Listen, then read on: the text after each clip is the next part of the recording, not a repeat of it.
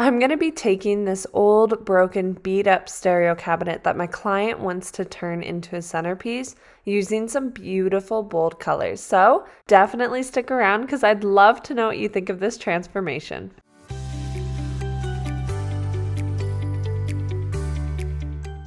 Don't get me wrong, this piece is so incredibly cool. It is really neat and we think it came from the 60s or possibly earlier, but the problem is it's not what my client needs and it is damaged. This frame on the inside is really flimsy and it is beat up on the entire interior of the cabinet itself, and my client wants to use that for storage.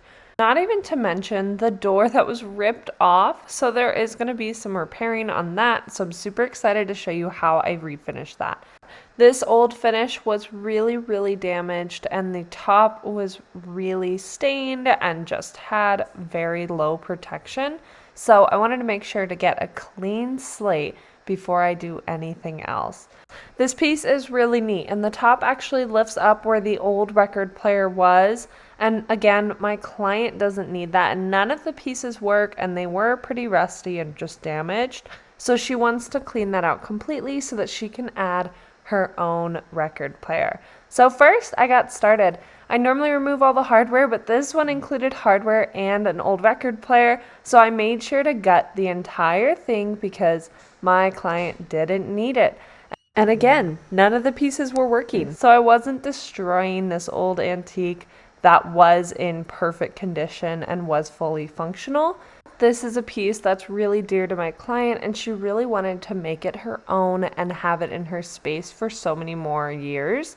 So I gutted the entire thing. I first removed the record player that wasn't working, and then I removed this frame on the inside that was really broken, and she thinks that the previous owner actually added it themselves. So I made sure to do that, and then I cleaned everything out, all of the screws, all of the random like tags and bolts, and there was a key that didn't even match the stereo cabinet itself, so I don't know where that came from.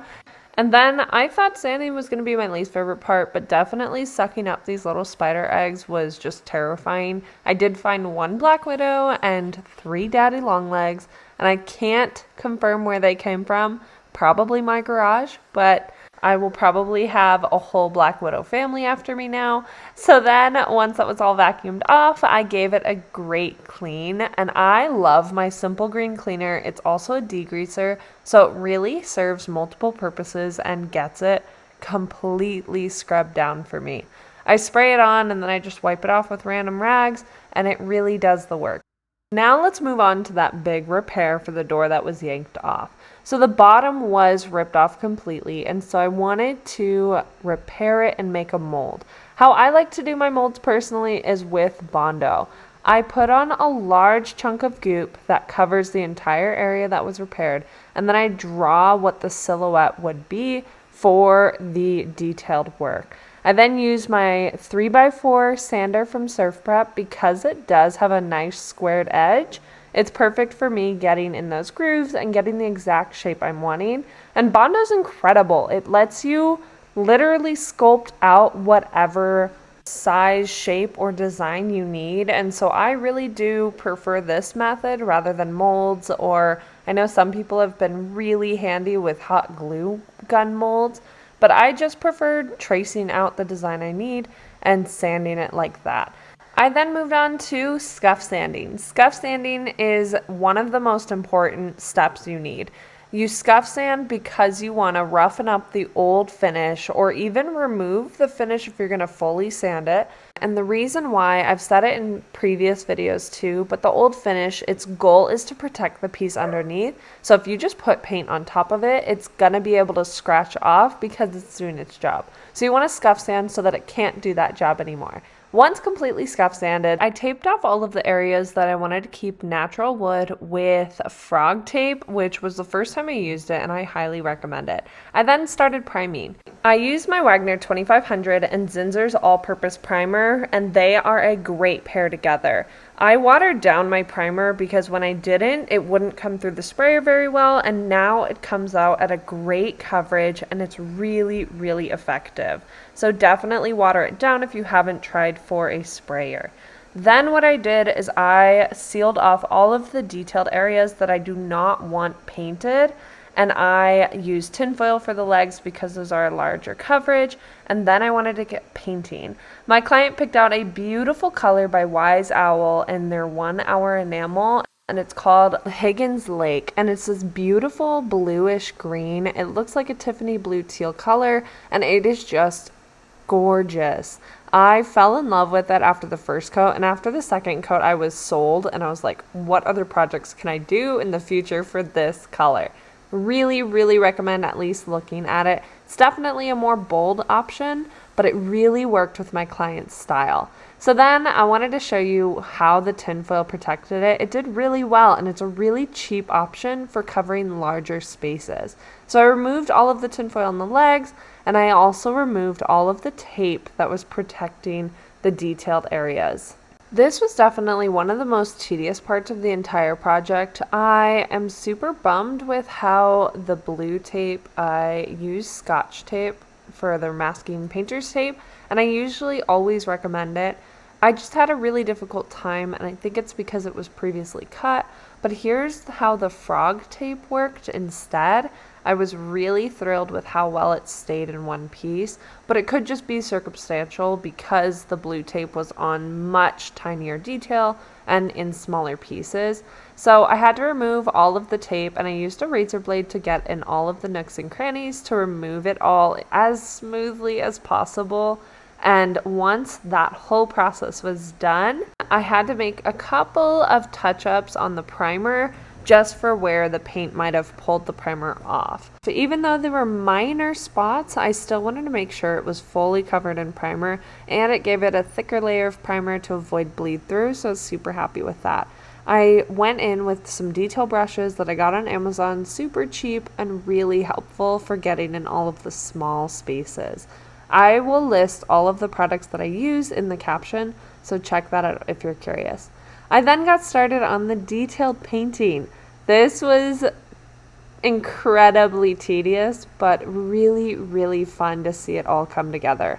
I got acrylic paint from Michaels, and I am linking the exact same one in the caption below again, but it needed about 3 coats to give it full coverage, and I used the same detail brushes, and it was really beautiful.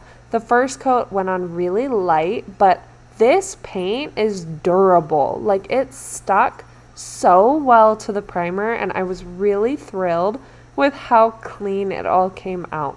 I then used one of my larger zebra brushes to get the legs, which I used the rounded brush, which is perfect for rounded surfaces, and it looked so beautiful. I was so excited at this point to really see it all come together because honestly, I was so scared with how it originally looked.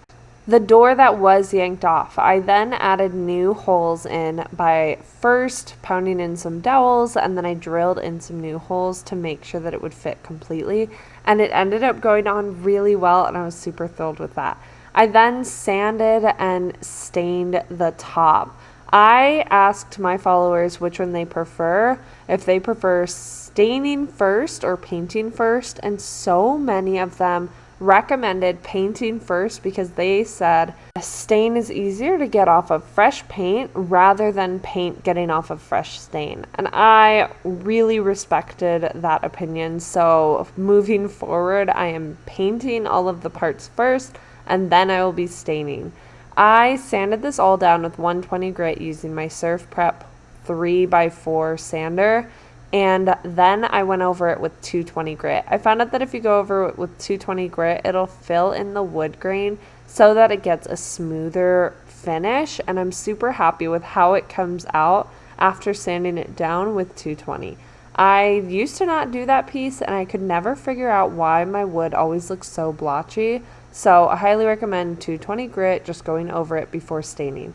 I used a random old t-shirt to apply the stain, and I did it pretty generously, and I applied the stain on the entire area, and then after about 15-20 minutes I wiped it off because that's the instructions that Varathane gives. I had a couple of areas that needed some touch-up. I used some markers and wasn't thrilled with how dark and how absorbent they were on the wood, so I decided to go in with some paint. This was one of my favorite parts. I mixed some brown paint with a little bit of gray to get the right tone that I was looking for. And then I just went in with one of the detailed brushes and I applied it on the entire area that needed to be fixed up, which as you can see is kind of that whole line that I'm working on right there. It's just really dark, and again, that's from the markers, which I'm not super thrilled about. So I don't think I'm going to be recommending those products, and instead I'm going to be looking at investing in some Blend-All sticks by Mohawk, which I'm excited about.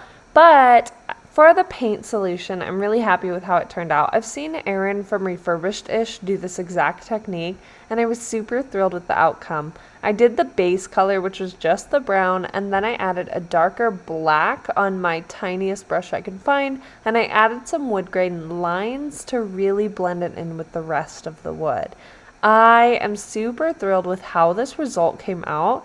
I am the artist, so I could notice it still afterwards, but I asked my best friend and my mother to come look at it, and I just said, can you find where I touched it up? And they were honestly really impressed with how well it blended in with the final finish. Touching up those areas was the last step before applying my top coat. I applied polyurethane by Behr, and I did the satin finish, water-based, and I love how well it protects my pieces.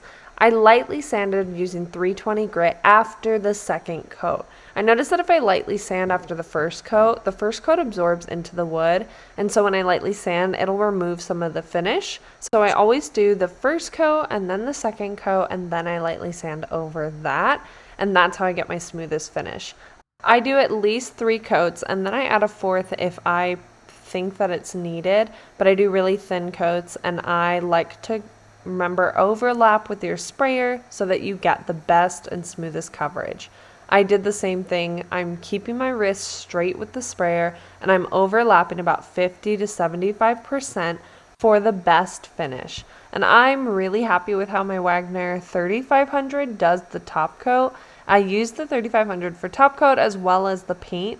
And I am super happy with how it always comes out. So I'm always going to advocate for Behr's polyurethane and satin finish with their water-based top coat. I love it. Once I was done with the top coat, I added new hardware, and you guys, here's a reminder of the broken, beat up, old stereo cabinet that I started with, and here is the after. I am so happy with how it turned out, and I was so thrilled. I made the smallest little reel, and I posted it on Instagram and YouTube, revealing what the after looked like, and they hated it. They thought the colors looked horrible together, it clashed, and they thought that I took this beautiful, fully functioning antique and ruined it. So here's a reminder of the before and afters. Let's go through step by step what I quote unquote ruined. First, let's talk about the top. It was beat up. There was a lot of damage done to the top with ring marks and just pretty big stains all along the wood grain. And now here's what it looks like. It is one unified piece, and the touch-ups you can't even tell, and there's no more stains and damage, and it's well protected. Next, let's talk about the door. The door and the inside and the framework on the inside and just the damage. Here is what it looks like now. The door is now fully functioning, which it wasn't at all before, and the inside is cleaned out and gutted, and that framework is no longer there. Here's the detail work where the old detail was beat up, and here's it now where it all matches and complements the piece.